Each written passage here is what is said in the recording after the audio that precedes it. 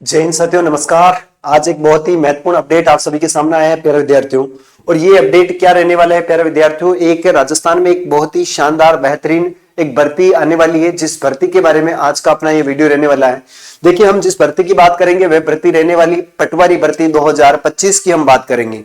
देखिए, पटवारी की जो तैयारी कर रहे हैं विद्यार्थी, उनके लिए काफी खुशखबरी का ये जो आज का दिन है होने वाला है, क्योंकि आलोक राज ने अभी कुछ ही देर पहले एक ट्वीट किया था, जिस ट्वीट में ये था कि आगामी जो सीईटी ग्रेजुएशन है और 10+2 है उसका रिजल्ट कब जारी किया जाएगा और कौन सी वैकेंसी कब आएगी इसके बारे में बताया। तो उसमें एक भर्ती थी जिसका नाम था पटवार भर्ती 2025। तो पटवार भर्ती 2025 के संबंध में हम बात करेंगे। जो भी चैनल पर नए हैं वो चैनल को एक बार जरूर सब्सक्राइब कर लीजिएगा और क्लास अच्छी लगती है तो क्लास को शेयर जरूर करना है। देखिए, हम बात करेंगे क्लियरली कि पटवार भर्ती 2025 का जो पेपर होने वाला है, ये पेपर कब होगा। ये पेपर सीईटी जो पास करेंगे वो दे सकते हैं, या जिन्होंने सीईटी नहीं दी है वो ये फॉर्म भर सकते हैं। तो इन सबके बारे में हम चर्चा करेंगे। तो सबसे पहले हम बात करते हैं प्यारे विद्यार्थियों कि पटवार भर्ती 2025 जो है ये आने वाली है। अब ये सीईटी है या नॉन सीईटी है, तो मैं आपको बता दूं, जो स्नातक स्तर की जो सीईटी हुई थी ना, स्नातक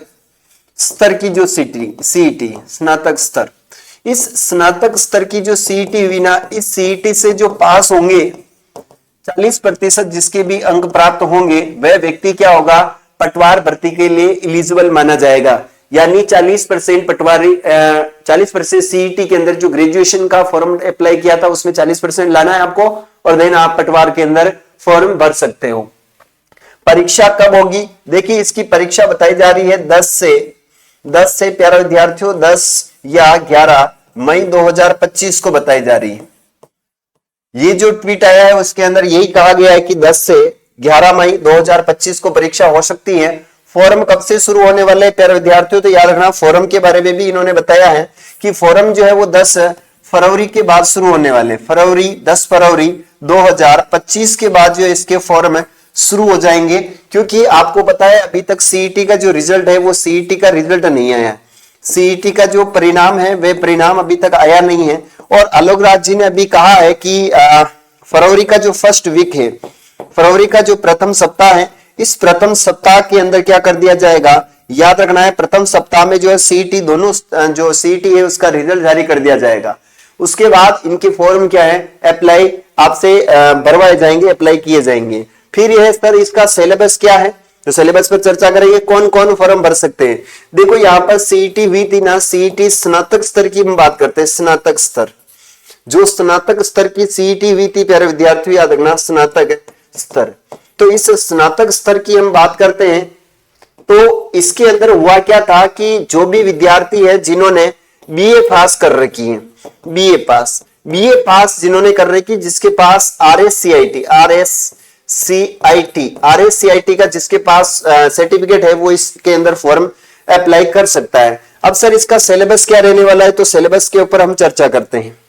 देखिए, बहुत ही बेहतरीन सिलेबस है इसका, SYLLBUS सिलेबस। देखिए, सिलेबस के अंदर आपको पता है एक तो आती सामान्य विज्ञान, आती क्या आती है, सामान्य विज्ञान, जो कि आपने सीईटी के अंदर पढ़ी थी, ग्रेजुएशन लेवल में सामान्य विज्ञान पढ़ी है। इसके बाद प्यारे विद्यार्थियों आपने इंडिया जीके पढ़ा है, इंडिया जीके पढ़ा है, और आपने पढ़ा है करंट अफेयर। क्या पढ़ा है आपने, याद रखना करंट अफेयर पढ़ा है। ठीक है सर, इंडिया जीके और करंट अफेयर से प्रश्न आएंगे। फिर इसके बाद में आएगा प्यारे विद्यार्थियों राजस्थान जीके। क्या आने वाला है, राजस्थान जीके के क्वेश्चन आने वाले हैं, लगभग 30 क्वेश्चन आएंगे, और इसके प्रश्न आने वाले हैं लगभग 38 प्रश्न। कितने प्रश्न आएंगे, याद रखना 38 क्वेश्चन जो है वो आने वाले, इसके लगभग 10 क्वेश्चन आने वाले हैं, और 30 क्वेश्चन जो है वो राजस्थान जीके के पूछे जाने वाले हैं। फिर इसके बाद में हम बात करते हैं प्यारे विद्यार्थियों जिसका नाम है रीजनिंग, और रीजनिंग के बाद प्यारे विद्यार्थियों आती है आपकी मैथ्स रीजनिंग दोनों के, याद रखना कितने प्रतिशत प्रश्न पूछे जाएंगे, तो 45 प्रश्न आपसे इसमें पूछे जाएंगे। फिर है कंप्यूटर के कितने प्रश्न है, तो याद रखना 15 क्वेश्चन आपसे कंप्यूटर के पूछे जाएंगे। इसके बाद प्यारे विद्यार्थियों इंग्लिश है, ENGLISH इंग्लिश, एंड याद रखना HINDI हिंदी के क्वेश्चन जो पूछे जाएंगे वो 22 क्वेश्चन जो है वो आपको इंग्लिश प्लस हिंदी के पूछे जाएंगे। ये एक बहुत ही मोटा मोटा सा सिलेबस है प्यारे विद्यार्थियों। इसको जो इस पाठ्यक्रम को पूरा कर लेगा, पाठ्यक्रम को जो पूरा कर लेता है प्यारे विद्यार्थियों, उसको कोई संशय नहीं होता है इस पेपर को पास करने में। ठीक है, यहां पर पहले आपको पता होगा पटवारी के अंदर मैथ्स बहुत ज्यादा पूछी जाती थी, लेकिन अब मैथ्स का जो डर है प्यारे विद्यार्थियों, डर नहीं रहा है, क्योंकि मैथ्स अब इसके अंदर बहुत ही कम पूछी जाती है और सबसे ज्यादा क्वेश्चन आते हैं इसके अंदर रीजनिंग के। याद रखना, सबसे ज्यादा प्रश्न पूछे जाते हैं, सबसे जो ज्यादा प्रश्न पूछे जाते हैं वो किसके, तो रीजनिंग के। एक्चुअल में हुआ क्या था कि जब मैं पटवार की तैयारी कर रहा था 2016 में, उस समय मुझे मैथ्स से डर लगता था। मैं मैथ्स से बिल्कुल भी, मैथ्स को जो है ना प्यारे विद्यार्थियों करना नहीं चाहता था, बहुत डर लगता था। इसलिए मैंने पटवारी का पेपर भी फाइट ही नहीं किया, क्योंकि एक बार मैंने पेपर दिया था और मेरे मैथ्स बहुत ज्यादा आई थी तो मैंने छोड़ ही दिया। लेकिन उसके बाद मुझे पता ही नहीं रहा कि इसके अंदर मैथ्स का वेटेज कम कर दिया और रीजनिंग का वेटेज ज्यादा बढ़ा दिया। इसलिए अभी जो सीईटी का एग्जाम हुआ था, वह सीईटी का एग्जाम मैंने एक भी सीईटी नहीं दी है। क्यों नहीं दी, मुझे पता है कि इसके अंदर पटवारी वगैरह की वैकेंसी, अपने को मैथ्स आती नहीं तो अपन सीईटी देके क्या करें। उसके बाद जब मैंने सिलेबस देखा तो मुझे बड़ा पछतावा हुआ कि भाई साहब ये डर था मेरा, ये डर मुझे पटवार बनने से क्या है रोक देता है, क्योंकि रीजनिंग मेरी कंप्लीट थी और बाकी ये सिलेबस सारा कंप्लीट था। तो मैंने एक गलती करी है, आप लोगों को ऐसी गलती नहीं करनी है। जिन्होंने भी सीईटी का पेपर दिया जिसके 40% अंक बन रहे हैं, प्यारे विद्यार्थियों लग जाइएगा। ये साल मैं पुणे कह रहा हूं, आपकी गरीबी, आपकी कंगाली, आपके माता पिता के सपने पूरे करने वाला साल होने वाला है।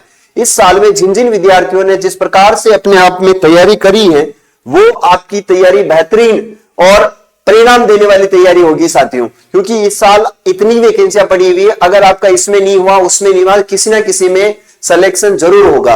और एक आधार मानकर चलते हो ना प्यारे विद्यार्थियों, आप अगर किसी भी वैकेंसी को आप आधार मान लेते हो ना, तो आपका 110% याद रखना, 110% प्यारे विद्यार्थियों, 110% आपका क्या होता है, सिलेक्शन हो जाता है। देखो, पढ़ने का एक तरीका होता है, पढ़ने का एक तरीका होता है कि आप अपने सिलेबस को उठाए, ये सिलेबस है, इनमें से पढ़ना क्या है, सामान्य जनरल साइंस आप पढ़ लीजिए जो हम 10वीं से 12वीं क्लास में पढ़ते हुए आए हैं। इंडिया जीके में क्या पूछता है, इंडिया जीके में बहुत ही कम जो है ऐसे प्रश्न बनते हैं, जिसमें देखते हैं हम इंडिया जीके में हिस्ट्री आ जाती है और पॉलिटिकल साइंस है और आपकी ज्योग्राफी के क्वेश्चन आते हैं और करंट अफेयर से, कुछ खेल संबंधित है, कुछ विज्ञान से संबंधित है, प्रौद्योगिकी से संबंधित है, प्रश्न पूछे जाते हैं। राजस्थान जीके बहुत सरल रहा है, 30 प्रश्न आते हैं जिसमें हिस्ट्री, आर्टिकल्चर, ज्योग्राफी और करंट अफेयर और पॉलिटिकल साइंस के क्वेश्चन पूछे जाते हैं। रीजनिंग बहुत ही अच्छी सब्जेक्ट है और रीजनिंग अभी वर्तमान में ट्रेंडिंग में चल रही है।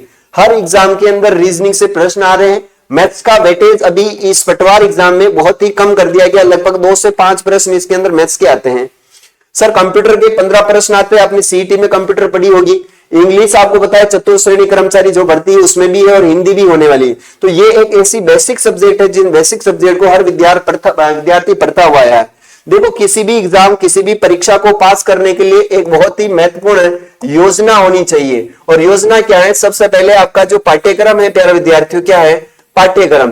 ये पाठ्यक्रम आपकी दीवार के ऊपर इस प्रकार से चिपका हुआ होना चाहिए कि हाँ मेरे भाई सिलेबस में ये चीजें हैं। और जब आप अपना पाठ्यक्रम के 1 बिंदु, 2 बिंदु, 3 बिंदु, 4, 5 ऐसे टॉपिक को क्लियर करते जाओ ना, तो इसके आगे राइट लगाते जाओ। फिर जैसे आपने इस टॉपिक के पढ़ा है तो इसके एमसीक्यूज प्रश्न क्या है आप सोल्व करो, एमसीक्यूज सोल्व करो। इसके अंदर टीईएसटी टेस्ट सीरीज आप निकालो। फिर इसके अंदर जितना हो सके उतने आप जो है वो रिवीजन करने का प्रयास करो एमसीक्यूज से। फिर सर हम और क्या करें, तो जितनी भी सब्जेक्ट है उसमें बस आप यही कर सकते हो, टेस्ट सीरीज ले सकते हो, एमसीक्यूज कर सकते हो।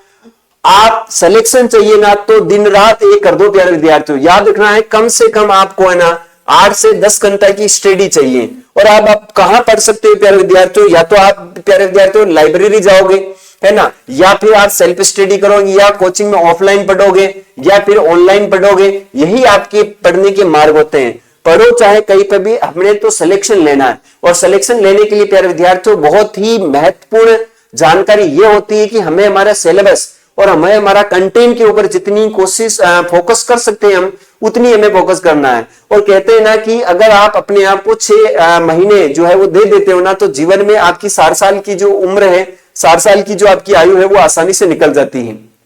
तो ये एक बहुत ही महत्वपूर्ण अपॉर्चुनिटी है ये आपके सामने कि पटवार भर्ती जो है ये बहुत ही जल्द आपके सामने देखने को मिलेगी। और ये पटवारी है ना गांव के अंदर, देखो सबसे बड़ा मोटिवेशन क्या होता है गांव में। गांव में याद रखना, मेरे एक दादाजी थे तो मेरे दादाजी ने मुझसे पूछा कि बेटा तू किस चीज की पढ़ाई कर रहा है? तो मैंने उनको कहा कि दादाजी मैं आरएस की तैयारी कर रहा हूँ। याद रखना, दादाजी को मैंने क्या बोला? आरएस की तैयारी कर रहा हूँ। तो मेरे दादाजी ने मुझे कहा कि आरएस बन रही है, आरएस नहीं करना अपना गांव में ने सबो मोटो आदमी है पटवारी रहे वो आवे मैंने हर की चार बात हुणान पुरो जावे तो भाई थने पटवारी बनना। अब यहाँ पर मेरे दादाजी ने क्या बोला? मेरे को पटवारी बनना है, क्योंकि भाई साहब गांव में जो सबसे बड़ा महत्वपूर्ण पद होता है ना वो पटवारी का होता है। क्योंकि यहाँ पर फीता वगैरह पकड़ के कौन आ जाता है? पटवारी। क्योंकि दादाजी के और गांव में सब अपने पिताजी के सबके काम किसका पड़ता है?